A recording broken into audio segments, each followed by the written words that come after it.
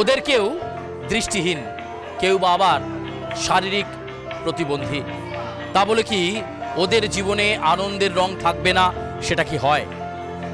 আনন্দ তো সকলের জন্য, রং তো সকলের জন্য।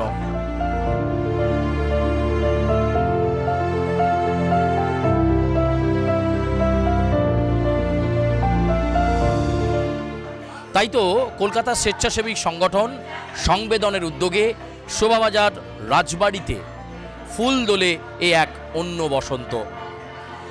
যারা দৃষ্টিহীন, যারা শারীরিকভাবে প্রতিবন্ধী, এই বসন্ত উৎসবের দিনটা তাদের অনেক সমস্যার সম্মুখীন হতে হয়। তাদেরকে ঘরে আবদ্ধ থাকতে হয়, বাইরে তারা বেরোতে পারেন না। এই ভাবনা থেকেই শুরু হয় সমাজসেবী সংগঠন সংবেদনের ভাবনা। আমাদের এই ফুল দোলে অন্য বসন্ত, যেহেতু মূলত দৃষ্টিহীন মানুষজন, তাদেরকে তো রং ওরকমভাবে আমরা বোঝাতে পারি না, তাই যাতে তারা দোলের উৎসবে সামিল হবে কি করে, তাই এই কারণে আমরা ফুল দিয়ে দোল খেলা শুরু করেছিলাম।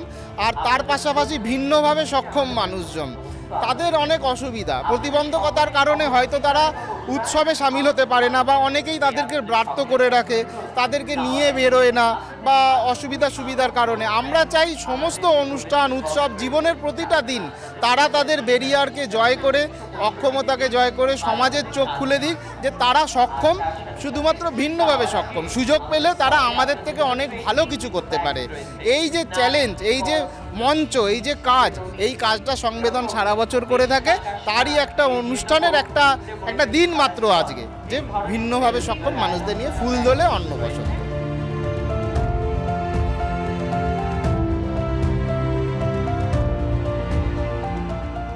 যেমন ভাবনা তেমন কাজ।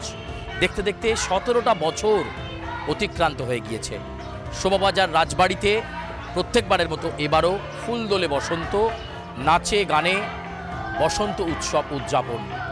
যদিও দোল উৎসবের 1 সপ্তাহ বাকি, কিন্তু তার আগেই এই ফুল দোলে বসন্ত, অর্থাৎ ফুল দিয়ে দোল খেলা যদি তাদের জীবনে, কারণ যারা দৃষ্টিহীন, যারা দেখতে পান না, তারা তো বসন্তের রংটা বুঝতে পারেন না, তাদের কাছে অনুভূতিতে বসন্তকে ফুটিয়ে তোলে এই সংবেদন। তাই তো রঙের উৎসব ফুল দোলে এ এক অন্য বসন্ত শোভাবাজার রাজবাড়িতে। সঙ্গে সাংস্কৃতিক আলোচনা, দৃষ্টিহীনদের দ্বারাই পরিবেশিত গান, নাচ, আবৃত্তি পরিবেশন, আরও কত কি। এভাবেই বাংলার আঙ্গিকে, বাংলার সংস্কৃতিতে মিশে থাক বসন্তের রং। ক্যামেরা কৃষ্ণেন্দুর সঙ্গে সুচারু, আর প্লাস নিউজ, কলকাতা।